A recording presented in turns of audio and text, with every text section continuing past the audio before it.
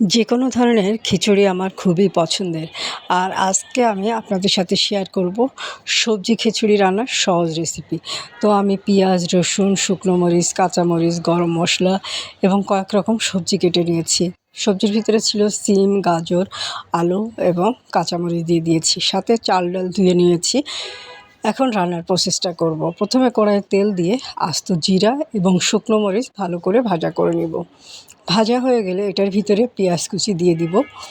পেঁয়াজ কুচি দিয়ে একটু ভাজা করে নিয়ে স্বাদ মতো লবণ, হলুদ দিয়ে একটু নাড়াচাড়া করব। দিয়ে দিলাম রসুন কুচি এবং গরম মশলা দিয়ে ভালো করে ভাজা করে নিয়ে একটু আদা বাটা দিয়ে এটা দিয়েও মশলাটা কষিয়ে একটু পানি দিয়ে দিব আস্ত রসুন এবং জিরা গুঁড়া দিয়ে মশলাটা কষিয়ে নিয়ে এটার ভিতরে কেটে নেওয়া সবজিগুলো দিয়ে সবজিটা ভালো করে একটু কষিয়ে নিব। সবজিটা কষানো হয়ে গেলে ধুয়ে নেওয়া চাল ডাল দিয়ে ভালো করে কষিয়ে নিয়ে পরিমাণ মতো পানি দিয়ে প্রেসার কুকারে বসিয়ে দিব।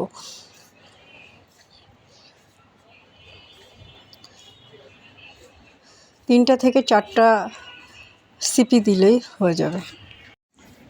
খুব সিম্পলভাবে আমরা খিচুড়ি রান্না করি, বেশিরভাগ সময় হাতে মাখিয়ে অথবা এভাবে একটু ভাজা করে নিয়ে।